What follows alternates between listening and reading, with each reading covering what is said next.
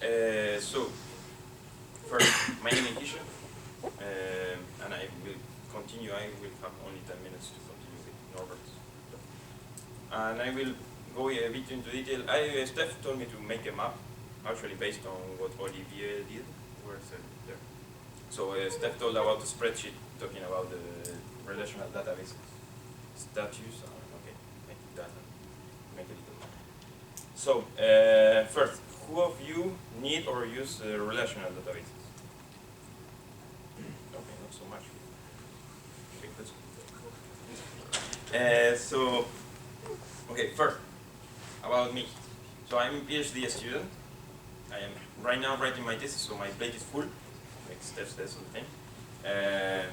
And the other thing that is interesting in there is that I am not using relational databases since 3 years right now. So actually, I can talk about it a bit of what I know, of what I discovered, and what I used before. But right now, if there's a library, I am not using it, so it's difficult for me to maintain it or whatever. So it's more easy for people that are using it to know what is the status of it. Expect something from you. So first, you should say that you work on EBX2. Yeah, okay, but I don't have the time to do it. No, but okay, I will arrive there. Fast. I will arrive. So one of the things that when it comes to connecting to relational databases is the drivers. So we want to connect to database servers. So one of the things that I was working on, that's why I'm actually giving this talk, and that started a couple of years ago with Mariano, Peck, and Esteban. Where's Esteban? There. It's OpenDBX. OpenDBX is a library that it serves as an adapter to talk with many databases. So with many vendors. So it's a C library that allows us actually to connect to Oracle, SQL Server, ODBC, MySQL, Postgres, SQLite, and some others that, like Firebird, that are actually, for me, not so popular. So I was working on this driver. The main problem with this is that it is based on FFI. As Esteban talked yesterday about FFI, the problem about FFI is that first, it works on 32 bits. So in order to connect to OpenDBX library, we need a 32-bit version of the library plus a 32-bit version of whatever. So everything should be 32 bits in the stack. And the other problem, of FFI is that it blocks the VM because it's single-threaded and it uses the C stack to actually make the call. So every time that you make a query, you block the whole VM for everything else that you want to do. That is why yesterday Esteban talked about threaded FFI. That actually would make the query in a separate thread and let the virtual machine work, continue working while doing that. So that is one of the main disadvantages of this approach. The other disadvantage is that it requires extra libraries. So it requires the OpenDBX library, and it requires the particular C clients from each of the databases to be run. So it's pretty hard to deploy. So if you want to deploy, you need to deploy many libraries and see that your virtual machine finds all the libraries, and so it's a pain. And sometimes the libraries are not available, so you should compile them. Okay, it's pretty difficult to set up. So then there is another option that a lot of people here use, I think, that is Postgres v2. It's a driver that is written completely in Smalltalk. So it actually talks with the Postgres database through a socket. And we don't have that actually gives us the possibility to connect it without blocking the VM, as FFI does. So it's not blocking. It's completely implemented by people in Smalltalk. That means also you can change it.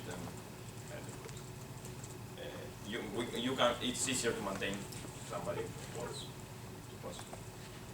Another option that is similar to that is Postgres version 3. It's there available. I think the main developer is Leventiu. There were some threads in the mailing list talking about it. They say it's stable. I never used it, but it's just actually another protocol to talk to Postgres. That's I actually don't know the main differences between one and another. One provides more things than the other. Third one, there's a MySQL native driver for people that wants to connect to MySQL. That actually has the same properties of Postgres. So it's completely based on Smalltalk, connecting through sockets, so it's not blocking. It doesn't require extra libraries. The main disadvantage I see on that one is that the API is not so user-friendly. So it's pretty, you have to actually write like 5 lines to make a query. So we will go for that. Another option is SQLite. As Norbert said, there are 2 bindings. SQLite is actually a little library that it's a C library. So there are 2 bindings for it. One written in the old FFI version, another one written in native boost. So that is why there are the 2. It's a small library to actually play as a first. Usually it's mainly used for testing purposes or for small projects, because actually the database resides in a file for local stuff. So we control the bindings, but it's based on FFI. There is no other way because SQLite doesn't provide actually other way to connect. Finally, there's another thing that is ODBC. It's not complete. Actually, ODBC, it's kind of an approach like OpenDBX. It provides us with bindings to many databases. It's FFI also, but it doesn't require OpenDBX library because actually there are libraries to connect to ODBC available already in Linux and Windows. The main disadvantage is that you should have your server in a Windows machine with ODBC. So those are all the things that are available over there. You will see that if you actually try to load all of them, they have different APIs, they have different way of configuring them. Olivier's spreadsheet makes more detail on this, but this is like what you should know, and then you can dive into details. Another important thing is documentation. So none of them have actually a really good documentation, a complete documentation.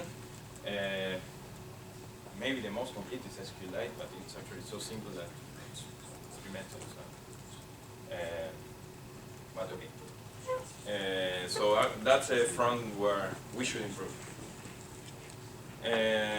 Following to the drivers, another thing that we were working on when we were working on OpenDBX is GLORP. GLORP is a relational database mapper, so it maps objects to the structure of tables in a database. So what we have in front right now is not the latest version, which is available in VisualWorks. Something interesting is that it has about 900 tests that checks if it is running or not, so you can actually load it and try to test it. And it tells you in a good way what is working and what is not.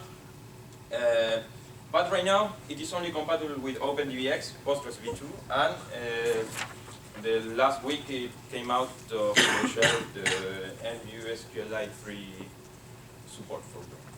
So actually you can connect your SQL.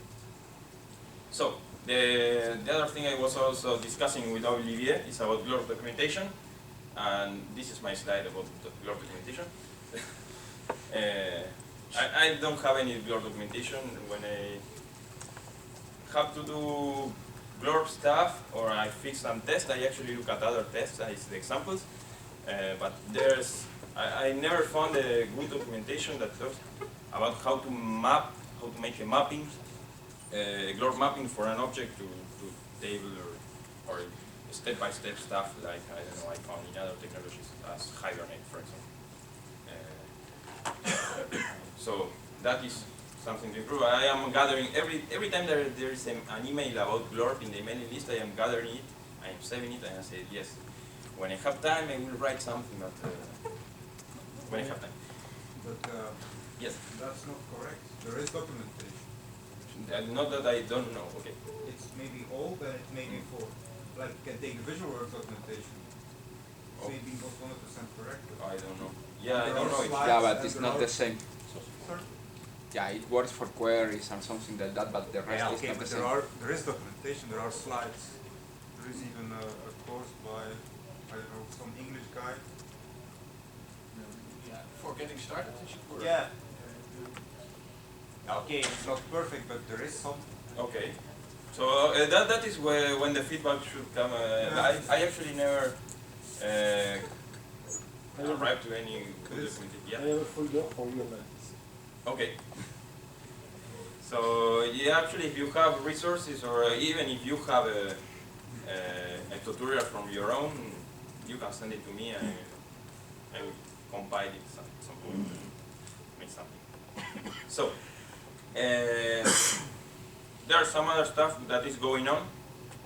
So there is work in progress, like Stefan put yesterday. So we have all these drivers that, to me, they are not all of them are in a usable state. I took the Postgres v2 and it actually lets you make some easy queries, but it doesn't have prepared statements, it doesn't have a lot of stuff that I need. This one has the problems that we know, but it's pretty complete. It doesn't have prepared statements, but a lot of stuff. And SQL, the MySQL driver doesn't provide, doesn't have a nice API. Actually, if we want to connect to an Oracle database, we have only two options, ODBC and OpenDBX. So it's a mess, yes. But on what we have, we can do something. We can work. So I am working right now on a layer on top of it that is the kind of new DBX tool driver, a new DBX tool driver. So it's the same, again, the same idea as OpenDBX, one driver to rule them all. But the idea is to make only one API to talk with all these guys. So to be easier to configure them and to run it and to change them. Now, about that. It will be, I am mostly looking at other implementations of similar stuff. So I say yes, it's JDBC like, because okay, they already have it in JDBC. Why I am looking at it to take some ideas. And then there is a problem that there are many problems. All of these guys have different APIs, different way of constructing stuff, of gathering stuff from the database. So should we work putting adapters on them or not? If we put the adapters, what is the cost of adapting every object that comes from the database? So should we adapt or should we change the code? And if we change the code, do I break compatibility for people or not? So all these projects are different and they are managed for by different people. So the problem is not technical, it's actually managing people and talking with them and finding the solution. I already started discussing with Thorsten about the SQLite. I started working a bit with Olivier on Postgres. This one I just changed it by myself. But okay, if somebody can help there or have some idea or I'm open to suggestions. So actually right now I have a legal version that has that supports basic queries and some kind of prepared statements, not for all the databases, but okay, on this driver and SQLite 3 and MySQL. not this one and not all these. So, this is some work in progress. Next, we have Jenkins. So, for people that want to know if something is running, what is the state, are the tests running, how is the installation process, or I am installing it okay, or no, it doesn't exist, whatever. We have a Jenkins that actually shows the status of everything. We have Windows and Linux slaves by now. This Jenkins is actually supported by INRIA infrastructure, so I don't know if we can create Mac slaves. But in any case, most people will not put my server on a Mac, so it's the less interesting of the three. The other problem is that the only slaves I configured are 32 bits. Configuring a slave for all this is actually a mess, because every time that you put a slave, you have to install all the database that you want to run the test on. So the first I put Windows, and I had to install Postgres, MySQL, SQLite, Oracle, and the same with Linux. So if adding a slave is actually a lot of work. You have to spend a couple of hours there. So what we are testing there are OpenDBX, the compilation of the library, the native MySQL driver, the native Postgres-based V2, native Boost-based SQLite 3, and Glory. Yes. Oops, sorry. Yeah, this is actually the last slide, so it's a screenshot.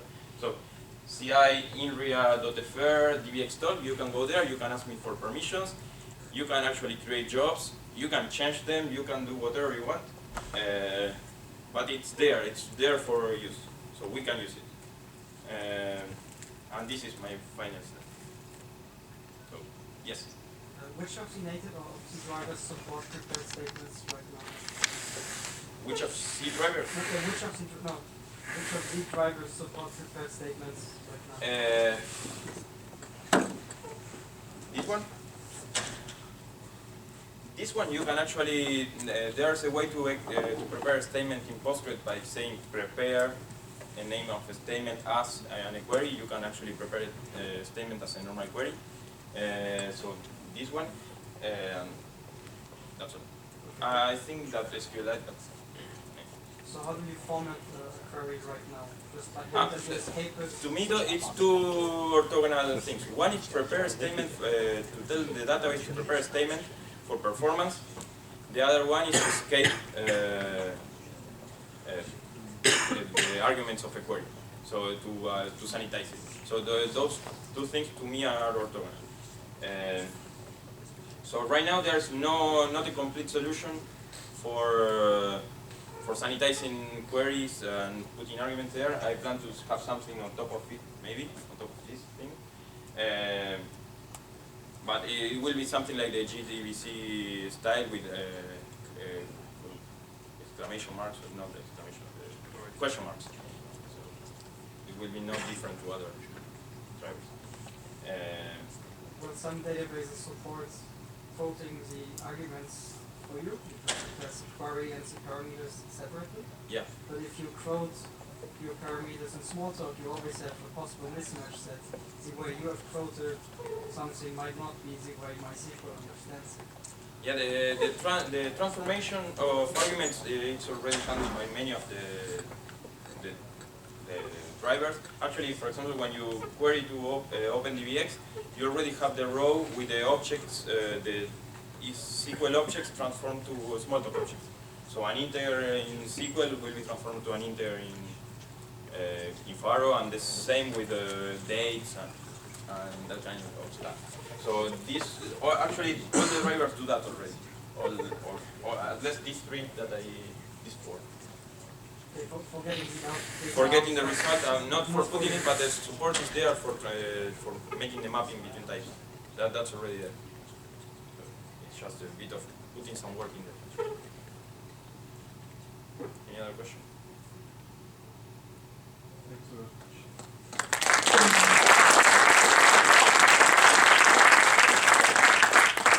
You should do the version now.